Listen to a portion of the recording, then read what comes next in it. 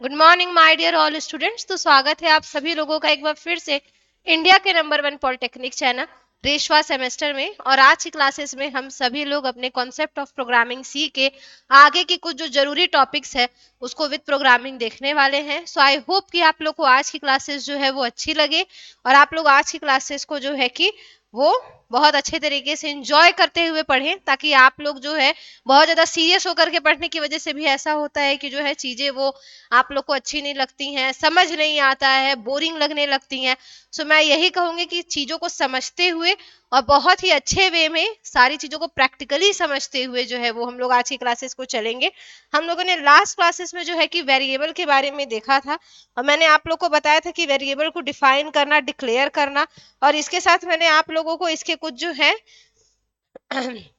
मैंने आप लोगों को कुछ इंपॉर्टेंट चीजें बताई थी, जैसे कि प्रिंट एफ का, प्रिंट फंक्शन का क्या यूज है, उसके साथ रिटर्न जीरो का क्या यूज है, उसके साथ आपका जो है कि आपके मेन का क्या यूज है, हेडर फाइल और प्री प्रोसेसर किसको कहा जाता है। तो जो आपका हैश इंक्लूड है इसको हम लोग प्री प्रोसेसर डायरेक्टिव या प्री प्रोसेसर कहते हैं। ठीक, प्री प्रोसेसर जो है वो हमारा क्या करता है, अपने अंदर कुछ इनबिल्ट फंक्शंस को जो है कि इंक्लूड करता है, जो कि आपका एक पूरा स्ट्रक्चर बताता है कि आपके सी प्रोग्रामिंग जो है वो कैसे वर्क करता है। ठीक, दूसरी चीज जो है वो ये है कि आपका सी प्रोग्रामिंग में जो मेन है उसका क्या काम है। जो मेन है वो हमारा क्या काम करता है, ये प्रोग्राम एग्जीक्यूशन के समय में कॉल होता है, और इंट मेन या मेन दोनों में से इसको कुछ भी कहा जाए, ये क्या करता है, ये आपको ये दिखाता है कि आपका जो मेन है वो रिटर्न टाइप आपको क्या देता है। ठीक है, यानी आपको इन रिटर्न में वो आपको वैल्यू जो है वो किस टाइप की रिटर्न करता है वो ये बताएगा। ओके, इसके बाद आपका क्या है, हेडर फाइल था, प्री प्रोसेसर, प्रिंट एफ। ठीक है, प्रिंट फंक्शन का क्या यूज था, प्रिंट फंक्शन जो है ये आपके डिस्प्ले स्क्रीन पर आउटपुट देने का काम करता है। ठीक, इसके अलावा प्री प्रोसेसर जो है ये आपके हेडर फाइल से लिंक करता है। हेडर फाइल आपकी क्या होती है, हेडर फाइल आपके इनबिल्ट फंक्शन होते हैं जो कि आपके पूरे के पूरे सी प्रोग्राम का एक स्ट्रक्चर डिसाइड करते हैं कि आपके सी प्रोग्राम का जो सिंटेक्स है वो लिखा कैसे जाना चाहिए और वो आपका किस तरीके से जो है कि इस्तेमाल होगा। ठीक है, तो ये आपका क्या है, ये आपके सी के जो है कि कुछ आपके बेसिक्स जो हम लोग जो हम लोग देख रहे थे उसका मैंने आप लोग को एक्सप्लेनेशन बताया है। अब हम लोग क्या करेंगे, अब हम लोग चलेंगे सी प्रोग्राम के जो आपके एग्जीक्यूटिंग स्टेप्स होते हैं वो आपके क्या क्या होते हैं, ब्लॉक डायग्राम के साथ इसको हम लोग देखने वाले हैं। सो आप सभी लोग जो है वो एकदम रेडी रहिए आज की क्लासेस को जो है कि स्टार्ट करने के लिए।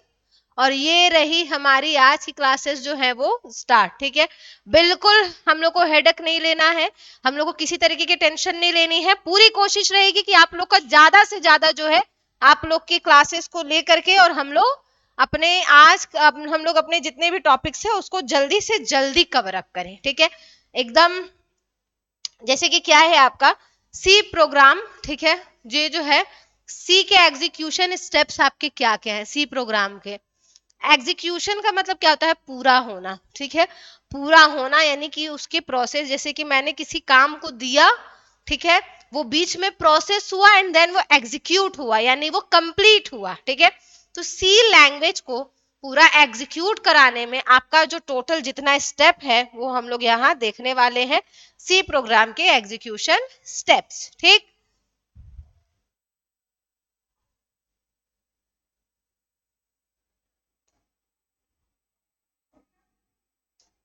जो सबसे पहली चीज देखनी है वो हमें ये देखनी है, ब्लॉक डायग्राम से इसे हमें देखना है।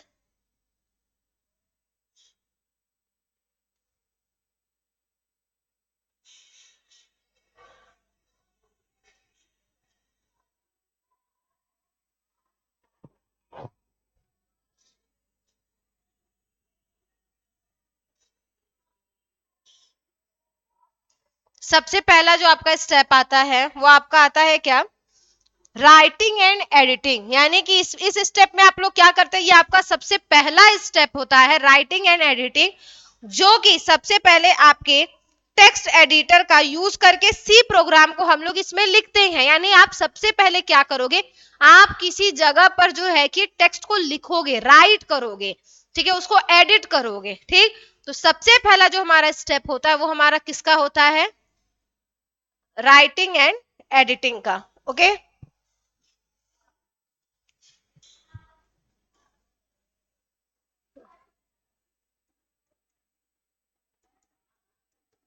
ये आपका क्या है, ये आपका स्टेप 1 होता है, सबसे इनिशियल स्टेप जिसको हम लोग कहते हैं स्टेप 1। ठीक, दूसरा आपका क्या होता है, कंपाइलिंग।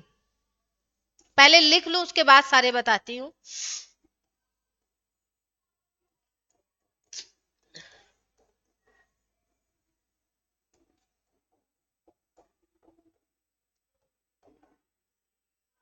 ठीक है, writing, compiling, linking and execution. ठीक है, ये आपके 4 स्टेप्स होते हैं। ठीक, अभी आपके 4 स्टेप्स जो है वो किस तरीके से काम करते हैं मैं ये भी बता दूं। सबसे पहला स्टेप आपका ये है जिसको हम लोग क्या बोलते हैं, राइटिंग एंड एडिटिंग बोलते हैं। तो राइटिंग एंड एडिटिंग में क्या होता है, आप लोग अपने सोर्स प्रोग्राम को, जिसका आप मतलब सोर्स प्रोग्राम जो कि आप लोग अपना सी में लिखते हो, ये आपका वो स्टेप होता है। Okay, file name dot C से होती है हमारे, फाइल नेम को हम लोग किससे करते हैं, डॉट सी से जो है कि डिनोट करते हैं। ओके, दूसरी चीज क्या होती है आपकी, कंपाइलिंग और लिंकिंग जो है ये दोनों आपका,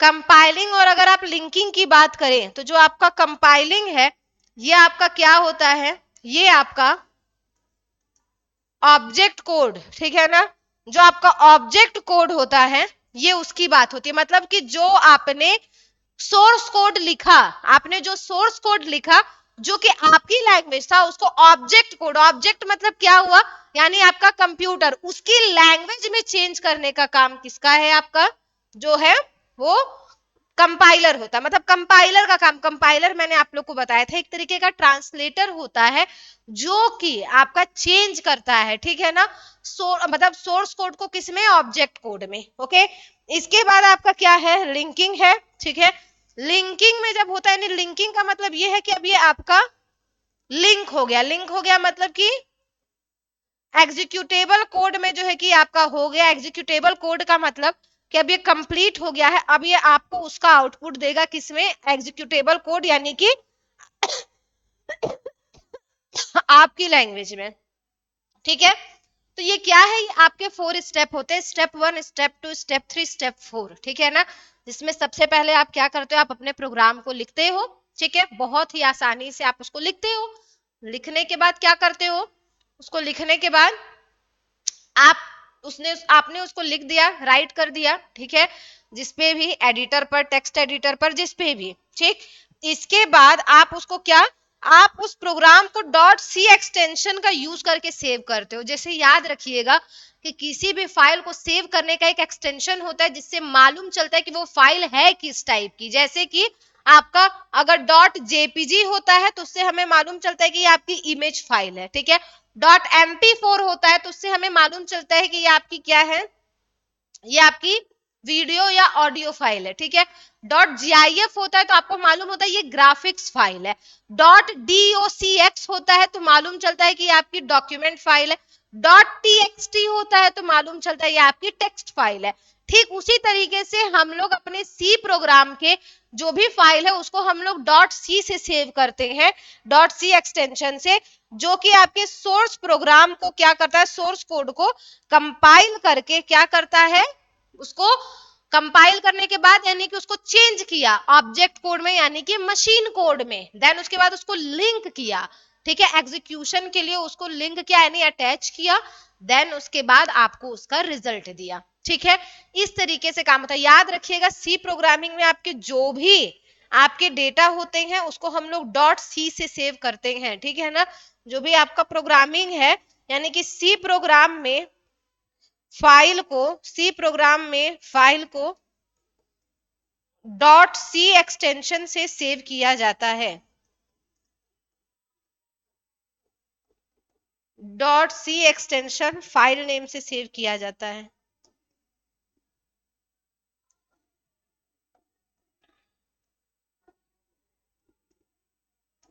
सेव किया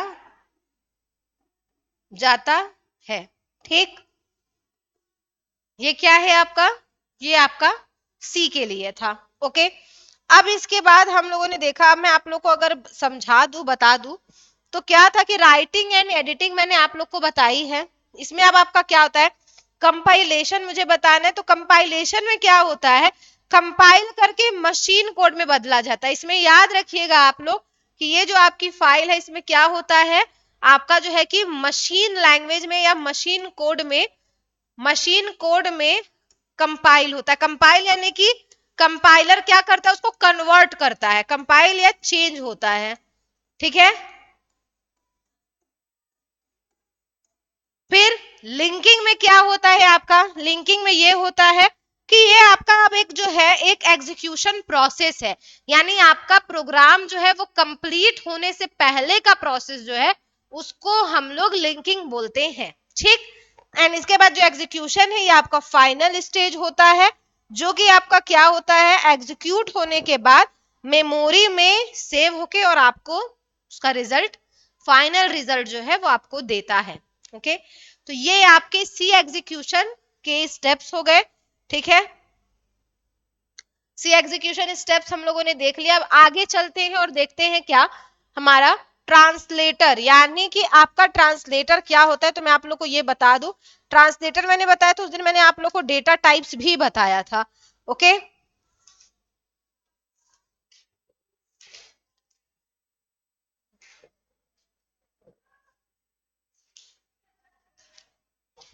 चलिए देखते हैं ट्रांसलेटर के बारे में हम लोग।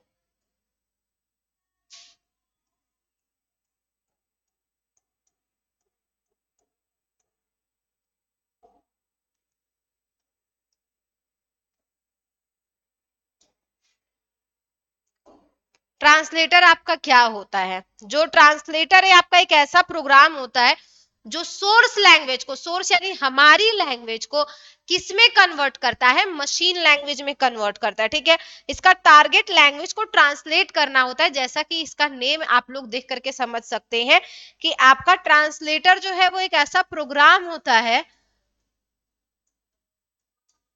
ट्रांसलेटर एक ऐसा प्रोग्राम होता है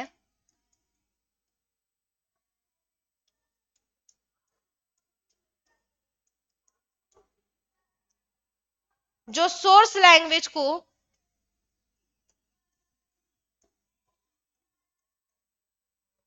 जो सोर्स लैंग्वेज को इनपुट की तरह लेता है,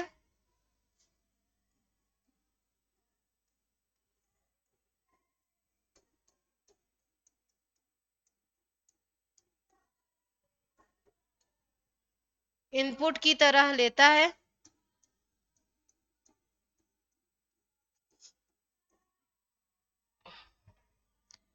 और इसका टारगेट जो है वो लैंग्वेज को ट्रांसलेट करना होता है। सोर्स लैंग्वेज का मतलब क्या, आपने जैसे कि मैंने कंप्यूटर पर जो है कि एंटर कराया क्या, रोशनी। ठीक है, तो ये हमारा क्या हो गया, ये हमारा सोर्स लैंग्वेज हो गया। ठीक है ना, अभी मैं इसका आप लोग को एग्जाम्पल से के थ्रू बताती हूँ, आप लोग उसको तब ज्यादा अच्छे से समझेंगे। ठीक है, और इसका टारगेट क्या होता है, इसका टारगेट लैंग्वेज को ट्रांसलेट करना होता है,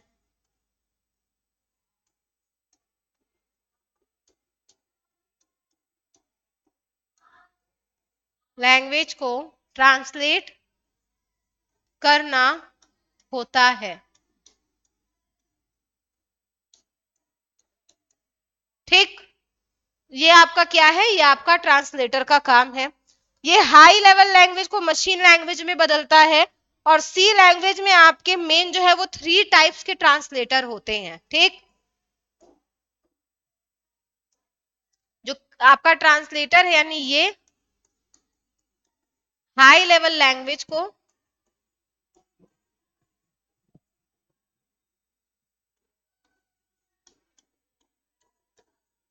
मशीन लैंग्वेज में चेंज करता है,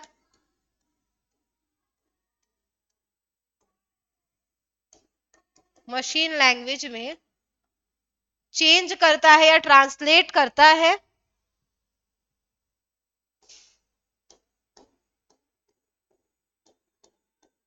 सी प्रोग्राम में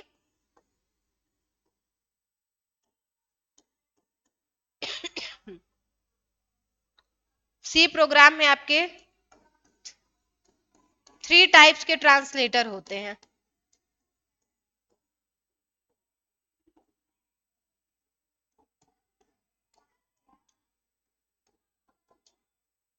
ये आप लोगों ने देखा। अब देखिए मैं आप लोगों को एक बताती हूँ। देखिए सोर्स कोड आपका क्या हुआ, मान लीजिए आपने यहाँ पर टाइप किया, क्या आपने यहाँ पर टाइप किया रोहन, ओके, आपने यहाँ टाइप किया क्या रोहन, ठीक है, आपने स्क्रीन पर टाइप किया, तो आपने रोहन टाइप किया, तो ये आपका क्या हो गया, ये आपका सोर्स लैंग्वेज हो गया। सोर्स लैंग्वेज यानी कि यूजर का लैंग्वेज, ठीक है, ये आपका क्या हो गया, ये आपका सोर्स लैंग्वेज हो गया, ओके, रोहन, ओके। इसको हम लोगों ने क्या किया,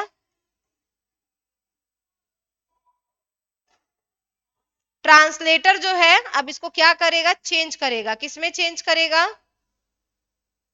ऑब्जेक्ट कोड में, ऑब्जेक्ट कोड। तो ऑब्जेक्ट कोड आपका क्या होता है, 0 1 1 0 1 1 1 इस टाइप में, ठीक है, ये आपका क्या होता है, ये आपका मशीन लैंग्वेज होता है, ठीक है। इसको हम लोग क्या बोलते हैं, इसी को हम लोग मशीन लैंग्वेज बोलते हैं। ये जो आपकी 0 1 की लैंग्वेज है, क्योंकि आप सभी लोग को पता है कि कंप्यूटर जो है ये आपका सिर्फ और सिर्फ एक तरीके की लैंग्वेज समझता है, दैट इज 0 एंड 1। तो मैंने आप लोग को बताया कि सी प्रोग्राम में आपके 3 टाइप्स के ट्रांसलेटर होते, तो वो होते कौन कौन से हैं, एक तो आपका कंपाइलर होता है, दूसरा आपका इंटरप्रेटर होता है, ठीक, इसके बाद तीसरा आपका क्या होता है, असेंबलर होता है, ठीक है। तो चलिए compiler, interpreter and assembler.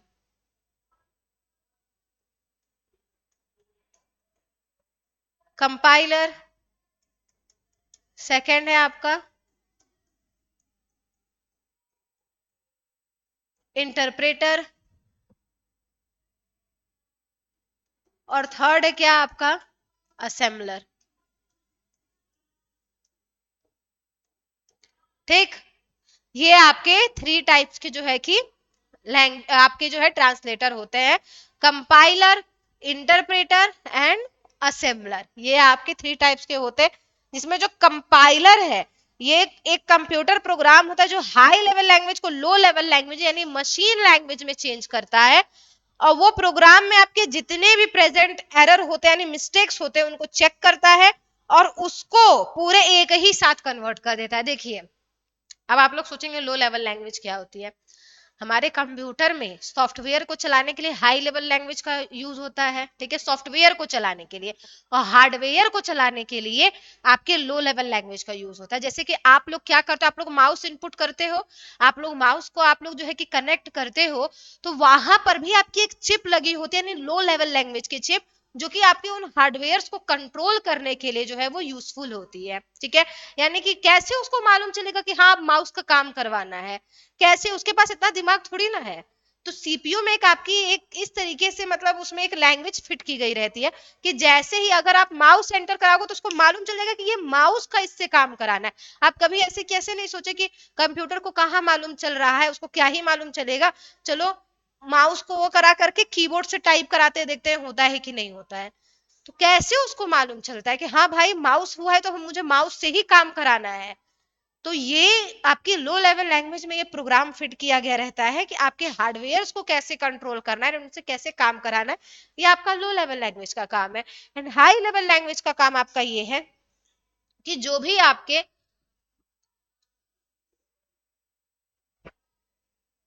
Low level language में आपका, हाई लेवल लैंग्वेज आपका क्या करता है, जैसे कि आपके कंप्यूटर के एप्लीकेशंस, जो भी आपके एप्लीकेशंस है यानी सॉफ्टवेयर उनको रन कराने का काम कराता है, ठीक है।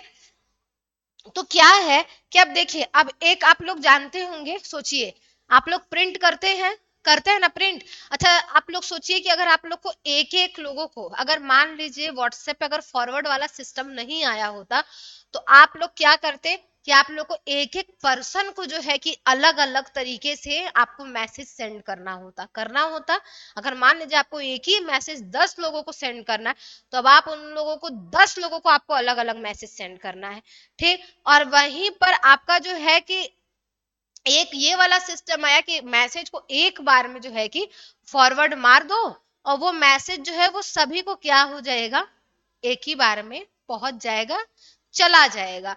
तो यहाँ पर क्या है आपका कि जो कंपाइलर होता है वो एक ही बार में सारे के सारे प्रोग्राम को, जैसे कि मैंने यहाँ लिख दिया, मान लीजिए हैश इंक्लूड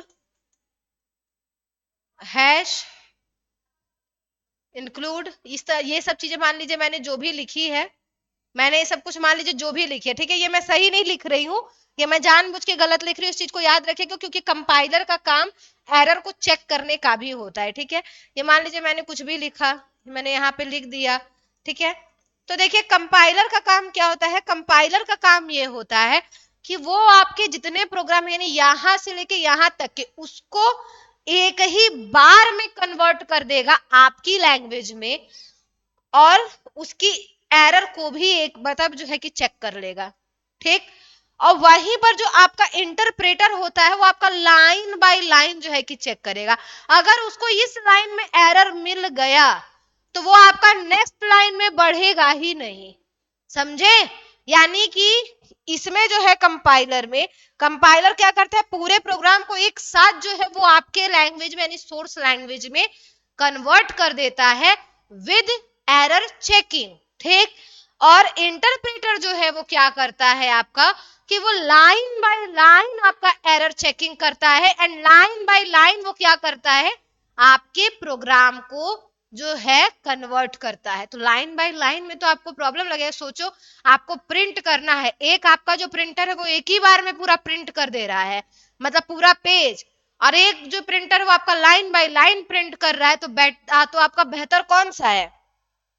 तो यही है कि अगर किसी भी कोड लाइन में वहां पर अगर आपको एरर दिख गया तो इंटरप्रेटर आपका वही स्टॉप हो जाएगा, ये नेक्स्ट लाइन में बढ़ेगा ही नहीं। तो इसका एग्जीक्यूशन इसी वजह से स्लो होता है इंटरप्रेटर का। और इसमें एनालिसिस में और मतलब डीबगिंग का जो एरर होता है, बस इसका एक एडवांटेज ये है कि अगर आप इसमें एरर आपको मिल गया तो उसको सुधारना आसान होता है, उसको डीबग करना आसान होता है, ठीक है। क्योंकि आपको तुरंत मिला, वो आगे बढ़ेगा ही नहीं, आपको उस लाइन को बार बार ब्लिंक करेगा। तो आप क्या करोगे, आप उसको तुरंत ही पहले सही करोगे। जब आप उसको सही कर लोगे तो क्या होगा, वो आपका जो है कि आपको मालूम चल जाएगा कि आपके इस प्रोग्राम में गड़बड़ी है, आप उसको वहां सही कर लोगे, अब प्रोग्राम आपका जो है कि एग्जीक्यूट करेगा। फिर ये उतने लाइन तक आपका, मान लीजिए आपकी इस लाइन में उसको गड़बड़ी मिली है, उसने इस लाइन में इसको क्या किया, आपसे सुधार करवाया, ठीक है। अब फिर उसके बाद वो जो है लाइन बाय लाइन जब वो एग्जीक्यूट करेगा, मान लीजिए उसको फिर इस लाइन में आके गड़बड़ी मिली, वो फिर आपको ब्लिंक करेगा। तो स्लो जरूर होता है लेकिन डीबगिंग करना यानी कि उसमें सुधार करना क्या आसान हो जाता है। वहीं कंपाइलर में अगर आप मतलब कहा जाए तो आपके एरर को चेक जरूर करता है, लेकिन उसमें डीबगिंग करना थोड़ा इंटरप्रेटर के कंपैरिजन में प्रॉब्लमेटिक होता है, ठीक है। तो चलिए इन दोनों के बारे में थोड़ा देखते हैं, फिर असेंबलर भी देखते हैं, असेंबलर हमारा क्या होता है।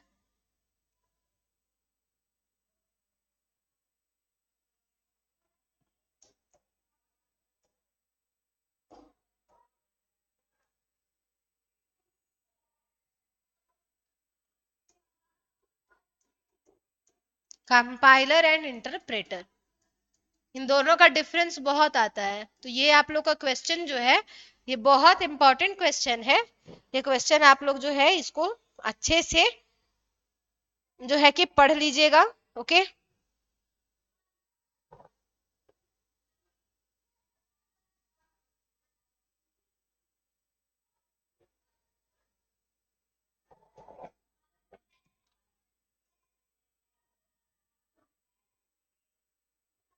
फर्स्ट आपका क्या है, कंपाइलर एक ऐसा प्रोग्राम होता है, ऐसा प्रोग्राम या ट्रांसलेटर होता है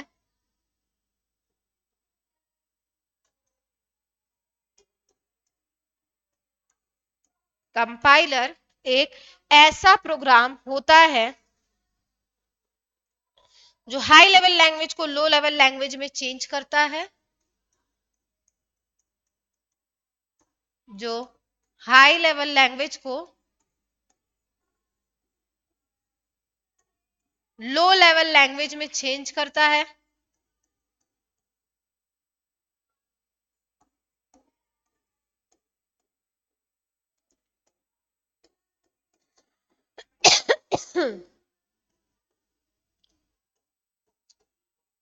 लो लेवल लैंग्वेज में चेंज करता है।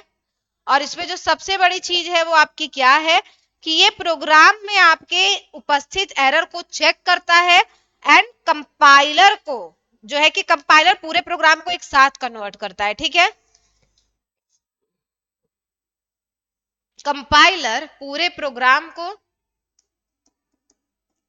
एक साथ जो है वो मशीन लैंग्वेज में कन्वर्ट करता है।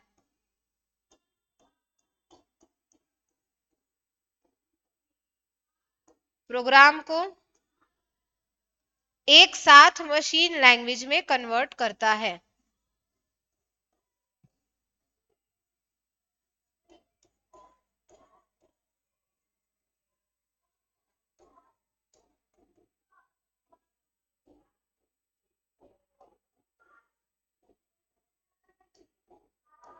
ओके, ये आपकी जो है कि स्पेलिंग चेकिंग मतलब कि अगर आपकी स्पेलिंग एरर है उसको भी चेक करने का काम करता है। ठीक है, और वहीं पर जो आपका इंटरप्रेटर ये आपका एक ऐसा प्रोग्राम होता है, ठीक है, एक ऐसा कंप्यूटर प्रोग्राम है जो प्रोग्राम को लाइन बाय लाइन जो है वो मशीन कोड में चेंज करता है। ओके,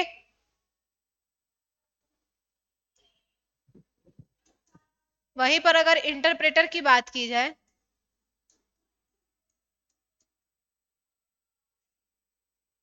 इंटरप्रेटर एक ऐसा प्रोग्राम है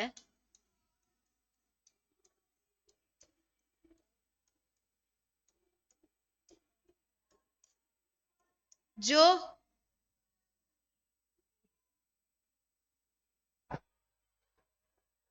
प्रोग्राम को line by line machine language में चेंज करता है।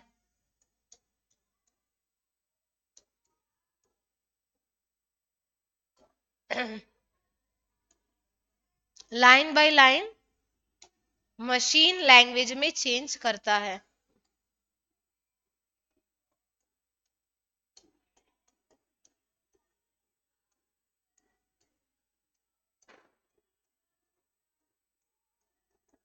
ठीक, जो इंटरप्रेटर होता है ये क्या होता है, ये आपका थोड़ा स्लो होता है क्योंकि ये आपका लाइन बाय लाइन जो है, अगर किसी लाइन में अगर आपका एरर आ गया तो ये क्या करेगा, इंटरप्रेटर वहीं पर क्या हो जाता है, आपका स्टॉप हो जाता है।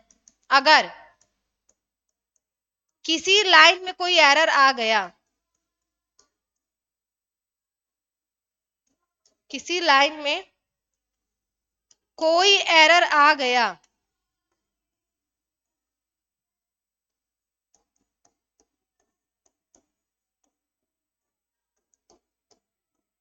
तो ये वहीं स्टॉप हो जाता है, नेक्स्ट लाइन में नहीं बढ़ता।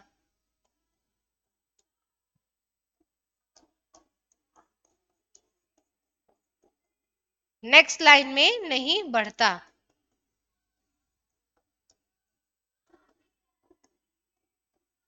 ठीक है, ये आपका क्या है, इंटरप्रेटर और कंपाइलर में एक छोटा सा डिफरेंस था। अभी एक और चीज और है कि आपको कंपाइलर में जो है कि मेमोरी की रिक्वायरमेंट ज्यादा होती है, वहीं आपको इंटरप्रेटर में मेमोरी की रिक्वायरमेंट क्या कम होती है। ठीक है,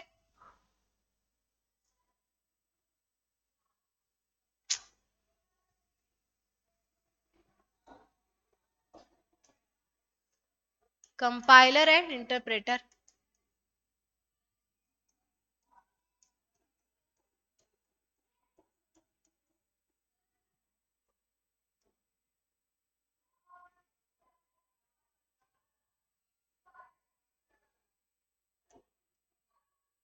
इसमें मेमोरी की रिक्वायरमेंट ज्यादा होती है,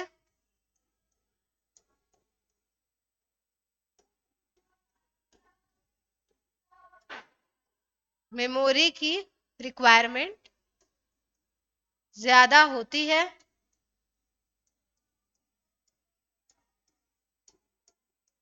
ठीक, और इसमें मेमोरी की रिक्वायरमेंट कम होती है।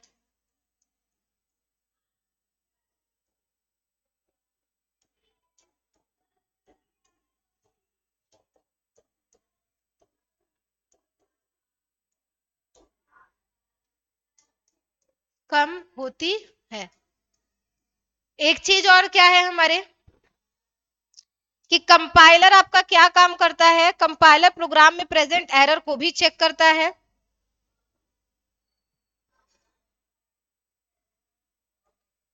कंपाइलर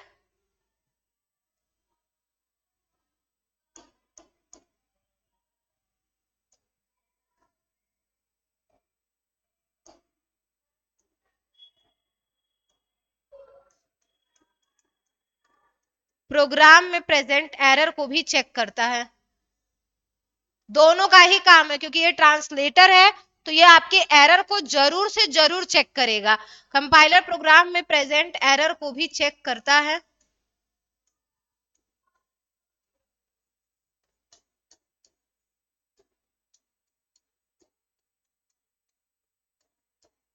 एरर को भी चेक करता है। एक चीज और क्या है आपके इंटरप्रेटर में कि जो इंटरप्रेटर है ये आपका कैसा होता है, ये आपका थोड़ा स्लो होता है इन कंपैरिजन टू आपके जो है कंपाइलर के, ठीक है ना। इसमें आपका क्या होता है कि इसका एग्जीक्यूशन स्लो होता है, इसका एग्जीक्यूशन स्लो होता है।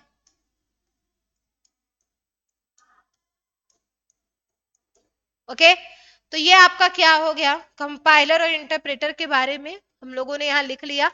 अब इसका थोड़ा सा डायग्राम जो है वो हम लोग देख लेते हैं। डायग्राम जो है वो आपके कंपाइलर का कुछ इस तरीके से होता है।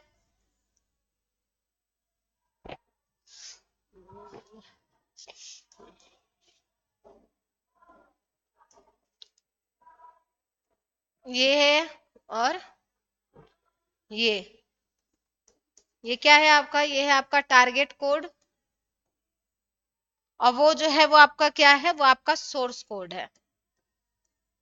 ठीक है, सोर्स कोड का मतलब आप लोग को पता है, नॉर्मल ABCD या XYZ मतलब जो आपके लेटर्स में होते हैं। ठीक है, और टारगेट कोड का मतलब क्या होता है आपका जो है 0110 इस वाले फॉर्म में। ठीक है ना, ये आपका जो कि मशीन लैंग्वेज में होता है, और ये आपका होता है क्या, कंपाइलर। ठीक है ना, कंपाइलर, और ये आपका क्या करता है, एरर मैसेज को जो है कि चेक करता है कि आपके मैसेज में कितने तरीके के एरर या कितने तरीके की प्रॉब्लम्स जो है वो आपको यहाँ पर शो हो रहे हैं। ठीक, कंप्लीट, इतना समझ में आ गया आप लोगों को।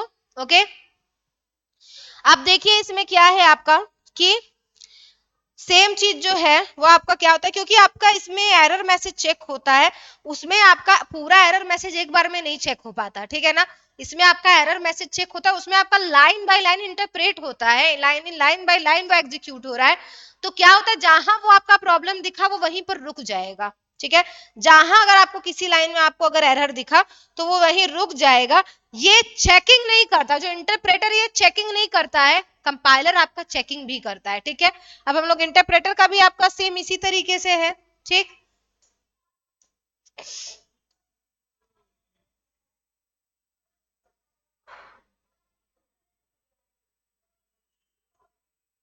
ये आपका क्या है, ये आपका इंटरप्रेटर है,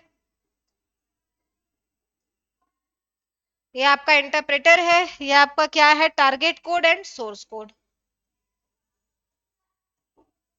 target code and source code, बस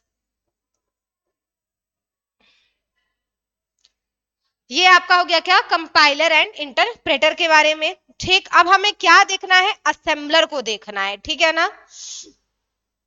असेंबली लैंग्वेज यानी कि binary language, that is machine language zero, मतलब कि ये आपका क्या है, ये आपका पहले से ही आपकी एक क्या है, असेंबली जो लैंग्वेज है ये आपका क्या करता है, मशीन लैंग्वेज में जो है कि कन्वर्ट करता है। ये हाई लेवल लैंग्वेज कह लीजिए, असेंबली लैंग्वेज को जो है कंप्यूटर नहीं समझता। ठीक है, ये चीज याद रखिएगा कि जो असेंबलर है ये भी आपका एक ट्रांसलेटर है, जो कि हाई लेवल लैंग्वेज को चेंज करता है किसमें, मशीन लैंग्वेज में। ठीक है, सारे के सभी का काम क्या है, मशीन कोड में ही चेंज करने का है। लेकिन जो असेंबलर है ये आपका क्या, ये आपका मतलब क्या है कि ये आपके जो है कि बाइनरी इंस्ट्रक्शन में जो है कि चेंज करता है। ठीक है, बाइनरी इंस्ट्रक्शन में आपका मतलब जो है कि डायरेक्ट चेंज करता है, नहीं असेंबली लैंग्वेज को चेंज करके किसमें, बाइनरी कोड में। अब आपका जो मशीन लैंग्वेज है, ये आप एक चीज इसको और याद रखिएगा, जो आपका मशीन लैंग्वेज है ये आपका मतलब जो है कि आस्की कोड में भी जा सकता है, याद रखिएगा, क्योंकि मशीन लैंग्वेज यानी कंप्यूटर की जो लैंग्वेज है वो आपकी हेक्साडेसिमल भी है, ऑक्टल भी है। ठीक है, लेकिन जो बाइनरी लैंग्वेज होती है उसमें डायरेक्ट कन्वर्ट करने का काम हमारा किसका होता है, असेंबलर का होता है। ठीक है, तो असेंबलर के बारे में भी छोटा सा हम लोग जो है एक नोट इसके बारे में भी लिख लेते हैं, ताकि इन फ्यूचर आप लोगों को जो है कि प्रॉब्लम ना हो। असेंबलर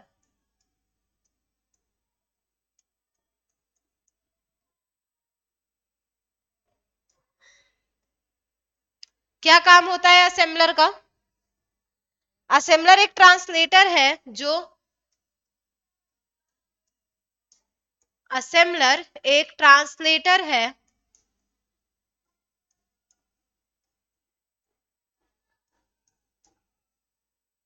जो असेंबली लैंग्वेज को, जो असेंबली लैंग्वेज को बाइनरी यानी मशीनी भाषा में चेंज करता है।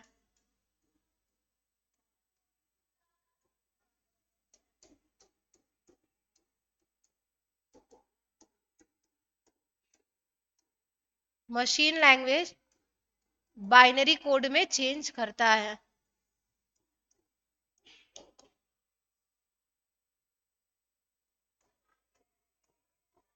चेंज या कन्वर्ट करता है।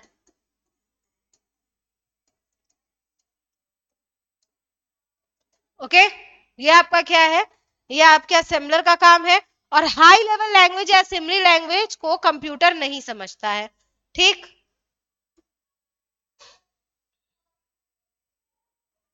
क्या है यहाँ पे, हाई लेवल लैंग्वेज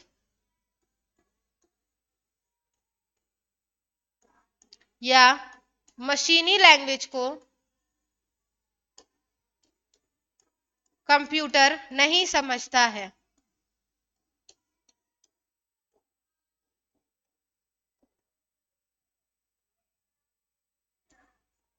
कंप्यूटर नहीं समझता है। ओके, इसमें भी आपको जो है कि सेम एक डायग्राम जो है वो आपको ड्रॉ करना है।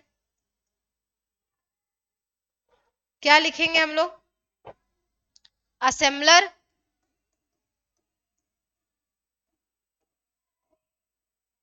ये आपका क्या हो जाएगा, बाइनरी कोड, और ये आपका हो जाएगा क्या, असेंबली कोड।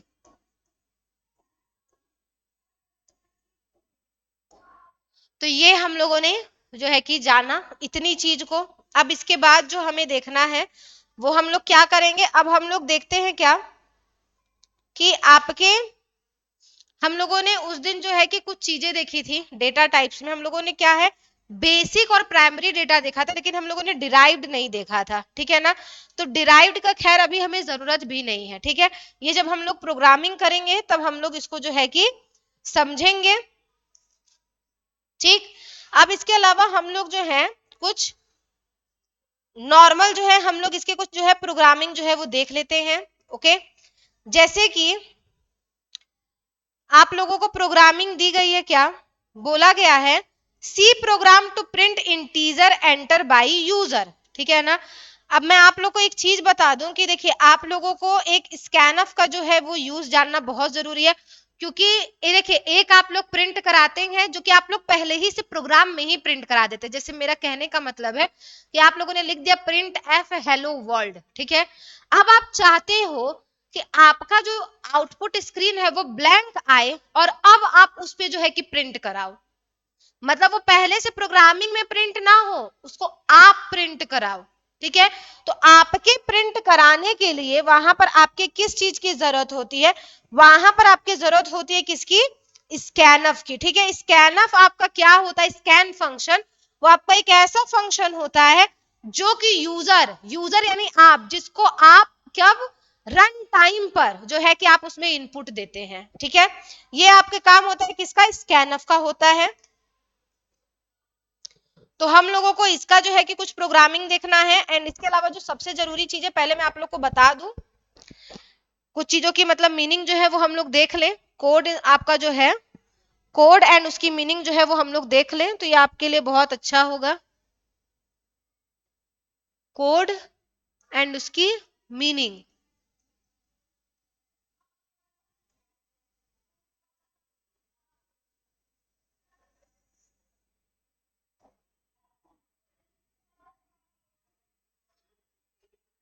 परसेंट डी, ठीक है, परसेंट डी हो गया, परसेंट सी, ठीक है। परसेंट डी का मतलब क्या होता है, टू रीड, यानी कि परसेंट डी होने का मतलब समझ जाएगा कंप्यूटर कि ये आपका क्या है, ये आपका डेसिमल इंटीजर है, इंटीजरिक वैल्यू है, ठीक है।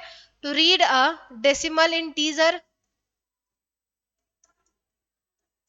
यानी कि कंप्यूटर इसको पढ़ते ही समझ जाएगा कि ये आपका क्या है, ये आपका इंटीजरिक वैल्यू है, ठीक। इसके अलावा परसेंट सी, ये आपका क्या होता है, to read a single character, ठीक है।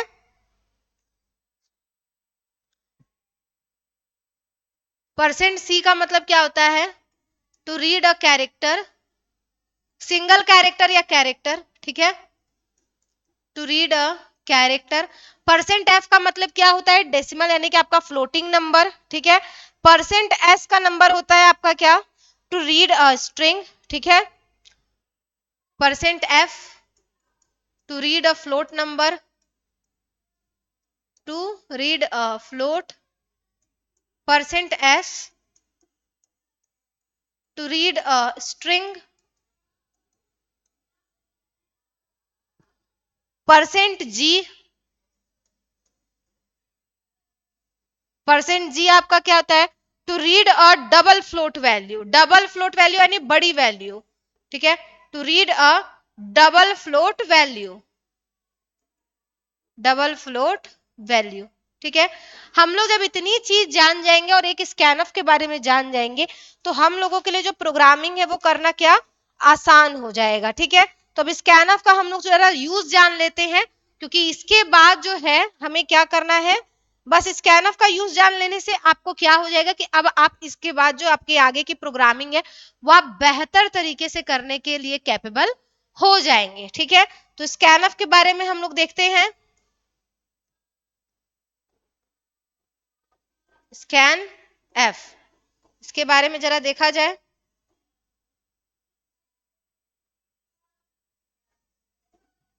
स्कैन एफ आपका क्या होता है, स्कैन एफ एक ऐसा इनपुट फंक्शन है जो कीबोर्ड से टाइप एंटर किए हुए डेटा को जो है कि इनपुट में लेता है, और ये एक इनबिल्ट लाइब्रेरी फंक्शन है जो कैरेक्टर, स्ट्रिंग्स, न्यूमेरिक डेटा यानी प्रकार के डेटा को कीबोर्ड से रीड कराता है, ठीक है ना।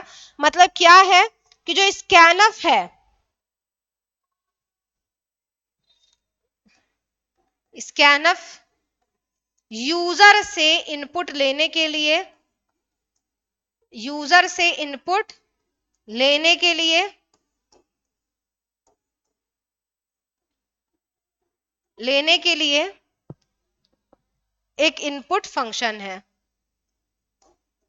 ठीक, सबसे इजी लैंग्वेज में, ठीक है, एक इनपुट फंक्शन है। जब मैं आपको इसको एग्जांपल के थ्रू बताऊंगी तो आप लोग को समझ में आएगा, ओके। जो कि आपका क्या है, ये आपका इनबिल्ट लाइब्रेरी फंक्शन होता है जो कि कैरेक्टर, स्ट्रिंग और भी आपके न्यूमेरिक डेटा को क्या कराता है, रीड कराता है, ठीक है। ये पहले से ही लाइब्रेरी में क्या होता है, ये एक लाइब्रेरी इनबिल्ट फंक्शन होता है। लाइब्रेरी इनबिल्ट फंक्शन का मतलब इसके लाइब्रेरी में आपके कई तरीके के फंक्शंस जो है वो पहले से इनबिल्ट हैं, ठीक है।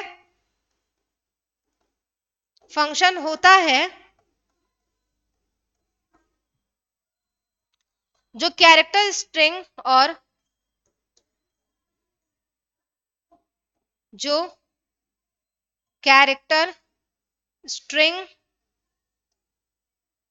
और न्यूमेरिक डेटा को रीड कराता है।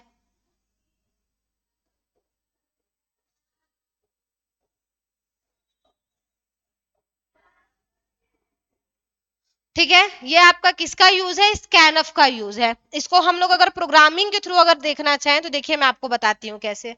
इसकी एक प्रोग्रामिंग अगर हम लोग देखें, programming using scanf, programming using scanf.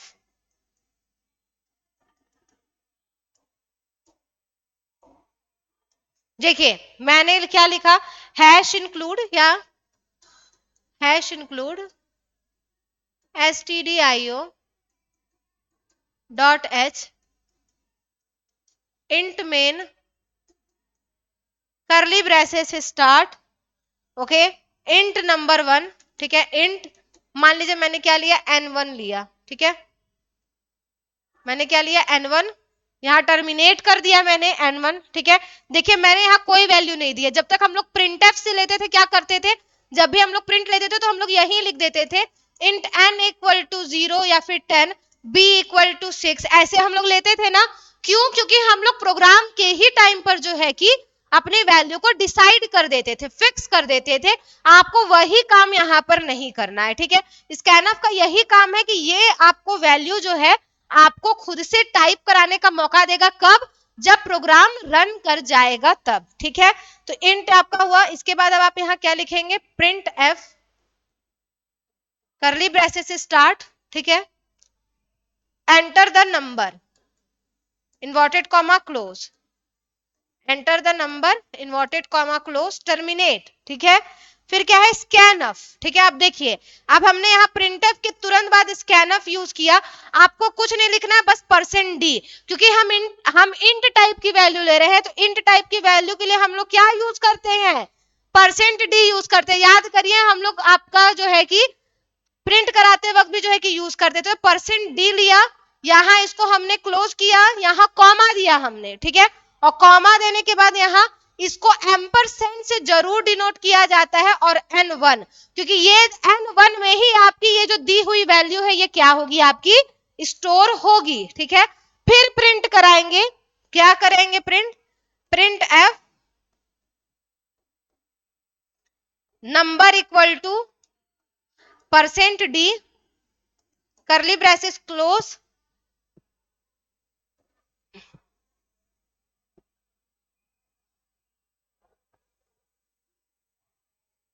n, और ये आपका क्या हो जाएगा, ये आपका टर्मिनेट या नंबर्स जो भी आपको देना है आप यहां दे सकते हैं, रिटर्न जीरो टर्मिनेट, और ये आपका करली ब्रेसेस क्लोज। इसका आउटपुट आपका क्या आएगा, मैं आपको बताती हूँ। आउटपुट इसका आपको इस तरीके से आएगा, आउटपुट इज इक्वल टू आपका रहेगा एंटर द नंबर 95। आपने मान लीजिए अपने से दिया, आपको इसी तरीके से आएगा एंटर द नंबर। अब आपको जो नंबर भी जो है कि टाइप करना वो आप यहाँ टाइप करिए, एंटर द नंबर किया, मान लीजिए मैंने यहाँ 98 प्रिंट कराया, हो गया।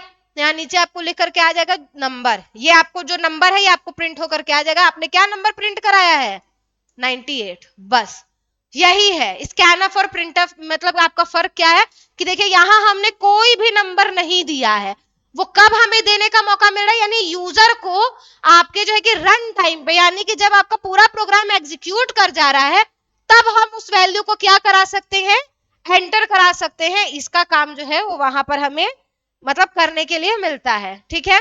ये इतनी चीज है, ओके। इससे रिलेटेड अगर किसी को कोई भी कंफ्यूजन हो तो वो लोग नीचे कमेंट सेक्शन में बता सकते हैं। और आपका ये जो चैप्टर है ये आपका ऑलमोस्ट खत्म हो गया है। हमें सिर्फ कल प्रोग्रामिंग करनी है, हम कल 2 से 3 प्रोग्रामिंग 4 प्रोग्रामिंग देखेंगे कुछ, और उसके बाद फिर आपका नेक्स्ट चैप्टर जो है चैप्टर नंबर 3 वो आपका स्टार्ट होगा, ठीक है। तो आप सभी लोग कल की क्लासेस के लिए एकदम रेडी रहिएगा, और आई होप कि आप लोग को आज की क्लासेस जो है वो अच्छी लगी हो। कल की क्लासेस हमारी प्रोग्रामिंग की रहेगी, हम लोग प्रोग्रामिंग करके देखेंगे सारा का सारा, एंड देन उसके बाद हम लोग समझेंगे हमारे नेक्स्ट चैप्टर को। तो वीडियो पसंद आया हो तो इसको लाइक करना बिल्कुल भी ना भूलें, चैनल को सब्सक्राइब जरूर करें, और कमेंट सेक्शन में जरूर बताएं कि आप लोग को आज की क्लासेस कैसी लगी। तब तक के लिए आप सभी लोग को बाय बाय। आई होप आप लोगों ने आज की क्लास एंजॉय की हो, and all the very best.